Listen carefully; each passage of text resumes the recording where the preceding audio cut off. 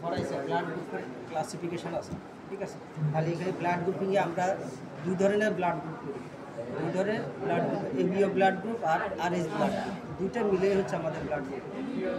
ABO blood গ্রুপের মধ্যে A B ABO, A B AB, এই চারটা আমাদের ডিটেক্ট হয় এ গ্রুপ, না হয় বি গ্রুপ, না হয় এ বি গ্রুপ, না হয় ও গ্রুপ, এই চারটা। আর আরএস সিস্টেম যেটা, আরএস ব্লাড গ্রুপ দিয়ে ডিটেক্ট হয় পজিটিভ নেগেটিভ, পজিটিভ আর নেগেটিভ। আমরা জানি আমাদের ব্লাডের মধ্যে দুইটা ন্যাচারাল অ্যান্টিজেন আছে, A antigen A, antigen B, antigen A, antigen B.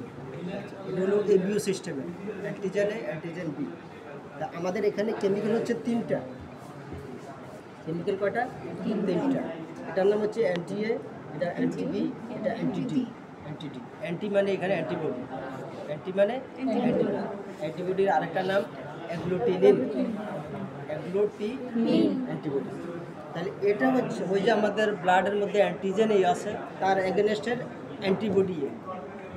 ব্লাডের মধ্যে অ্যান্টিজেন বি আছে, তার এগেনস্টে অ্যান্টিবডি বি। রিসার্চ সিস্টেমের মধ্যে 5টা-6টা অ্যান্টিজেন আছে।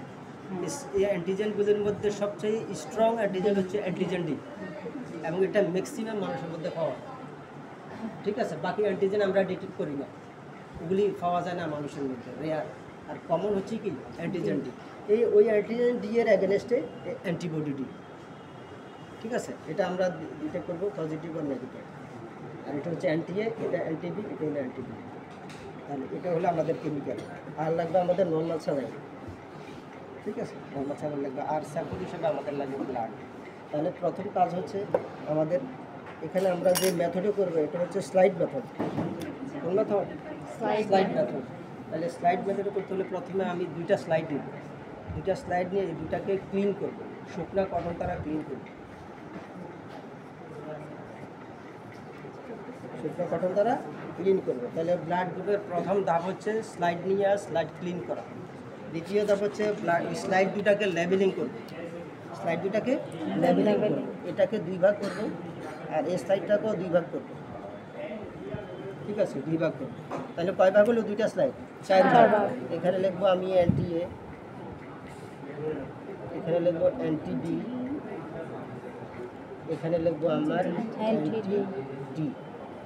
যদি আমার লেখার জন্য পর্যাপ্ত জায়গা না থাকে তাহলে সংক্ষেপে এ, বি আর ডি লিখবো, সংক্ষেপে এ, বি, ডি। যদি বলে যে এ কি, বলতে হবে এটা অ্যান্টি এ, জায়গা নাই এই হিসেবে অ্যান্টি এ লিখি নেই, ঠিক আছে। Anti A, anti B, anti D. পরীক্ষার সময় অনেকে কী করে এ, বি, সি লিখে ফেলে, এ, বি, সি, মনে করে যে এ, বি, সি মনে হয় ওই সময় লিখছিলাম, খেয়াল রাখেন। তাহলে এটা কি অ্যান্টি এ, অ্যান্টি বি আর অ্যান্টি ডি। তাহলে আমার ভাগ হলো কয়টা? 4টা। তার মধ্যে 3টাতে লেবেলিং করছি, যেহেতু আমার 3টা কেমিক্যাল, ঠিক আছে, anti A, anti B, anti D. এরপর আমি কি করব? স্যাম্পল নেব। এটা ক্যাপিলারি ব্লাড দিয়েও করা যাবে, ভেনাস ব্লাড দিয়েও করা যাবে। তাহলে পরীক্ষার সময় আমরা ভেনাস ব্লাড দিই, ঠিক আছে, একজনের পর একজন করে। তাহলে এখানে আমরা স্মল ড্রপ ব্লাড নেব,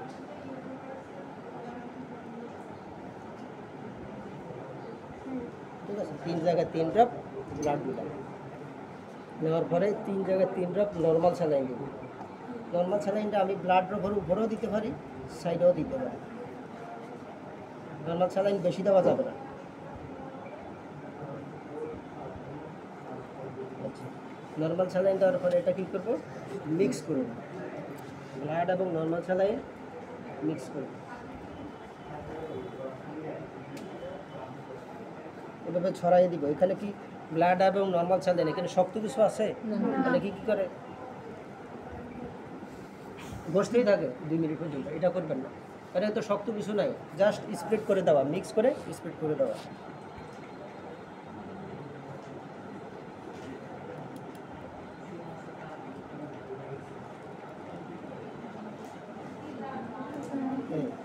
ঠিক আছে,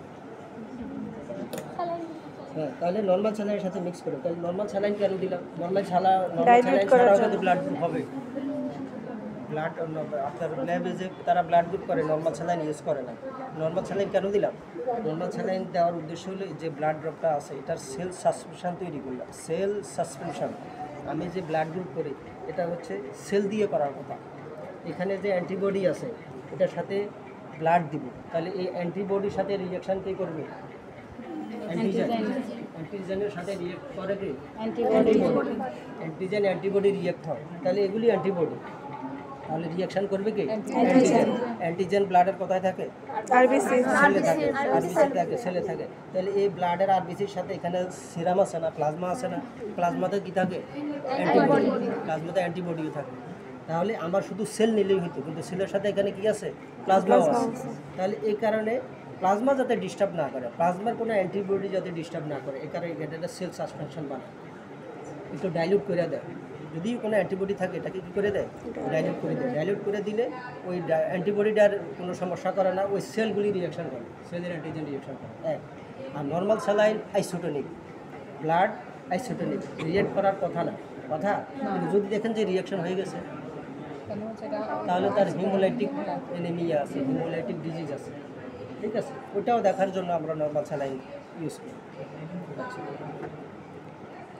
তাহলে আমরা নর্মাল স্যালাইন দিলাম। নর্মাল স্যালাইন দেওয়ার পর এরপর আমি কী করবো, যেখানে অ্যান্টি এ আছে ওখানে অ্যান্টি এ দিব, এক ড্রপ উপর থেকে দিব। এটার সাথে অনেকে কী করে, এগুলি দিতে যাইয়া এটার সাথে ব্লাড ঢুকাই না, কী করে এভাবে করে, হাত কাঁপে তো কাছাকাছি নেয়, কাছাকাছি নিতে যাইয়া এটার সাথে ব্লাড লাগাই দেয় এখানে। তাহলে এটা উপর থেকে দিতে হবে, এবং সাথে সাথে মুখ বন্ধ করে ফেলতে হবে।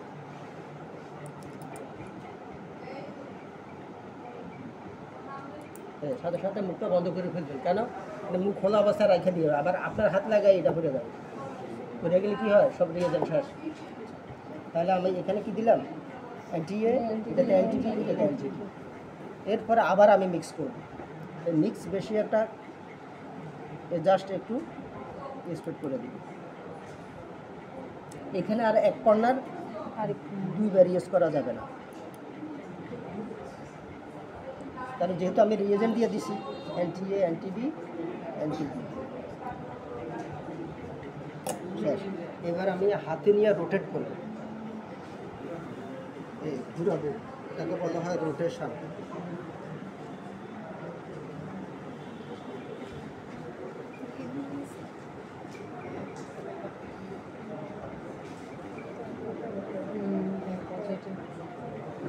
অ্যান্টিজেন অ্যান্টিবডি রিঅ্যাকশনের অনেকগুলি নাম আছে। এই ব্লাড গ্রুপের ক্ষেত্রে ওই নামটা হচ্ছে অ্যাগ্লুটিনেশন, ঠিক আছে? ব্লাড গ্রুপের ক্ষেত্রে ওই নামটা কি? অ্যাগ্লুটিনেশন। এখন আমি দেখব যে এখানে কোন গ্রুপ। এটা হচ্ছে অ্যাগ্লুটিনেশন, দেখেন সবাই, এতে অ্যাগ্লুটিনেশন আছে, এতে অ্যাগ্লুটিনেশন আছে, বিতে অ্যাগ্লুটিনেশন নাই। তাহলে কোন গ্রুপ? কীভাবে? এটার ব্যাখ্যা আপনারা এভাবে বলবেন, এখানে আমি দিয়েছি অ্যান্টিবডি রিঅ্যাকশন হয়েছে, তার মানে এখানে কি আছে? অ্যান্টিজেনই আছে। এখানে দিয়েছি অ্যান্টিবডি বি, রিঅ্যাকশন হয় নাই, অ্যান্টিজেন বি নাই।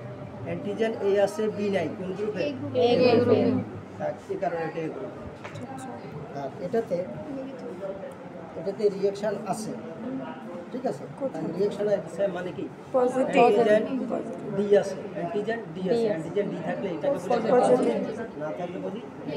তাহলে মূল গ্রুপটা হলো আমার এ পজিটিভ, ঠিক আছে? গ্রুপটা হলো এ পজিটিভ। এটা বুঝি নাই, এটা কি এখন বোঝা যাচ্ছে, এখন বোঝা যাচ্ছে, এই যে বুঝা যাচ্ছে, সাদা ব্যাকগ্রাউন্ডে ভালো বোঝা যায়, সেইগুলি ক্লাম হয়ে যায়।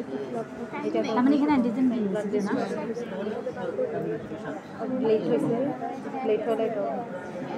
আর ব্লাড গ্রুপের ক্ষেত্রে, ব্লাড গ্রুপ করার ক্ষেত্রে কখনো তাড়াহুড়া করা যাবে না, কখনো তাড়াহুড়া করা যাবে না, করলে ভুল হবে। ভুল হইলে আপনার ভুল ব্লাড ট্রান্সফিউশন করবেন, রোগীর অবস্থা খারাপ হবে।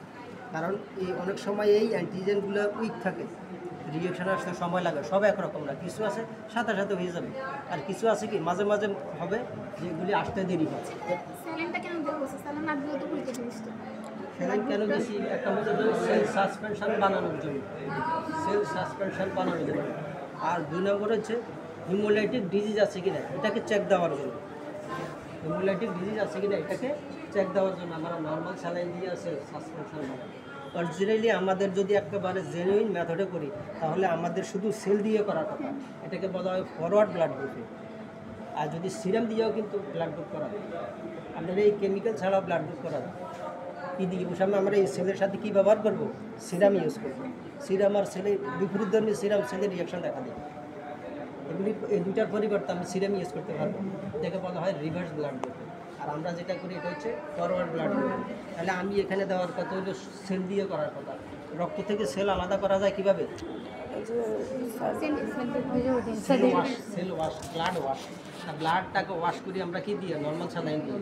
তাহলে ব্লাডের সাথে আমি নর্মাল স্যালাইন মিক্স করে এটাকে সেন্ট্রিফিউজ করবো। সেন্ট্রিফিউজ করলে উপরে এটাকে বলা সুপার নেটেন্ট উপরে পুরিটা ফেলে দিব, ফেলে দিয়ে আবার নর্মাল স্যালাইন দিব।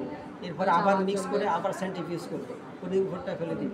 ফেলে দেওয়ার পরে আবার এটাকে নর্মাল স্যালাইন দিব।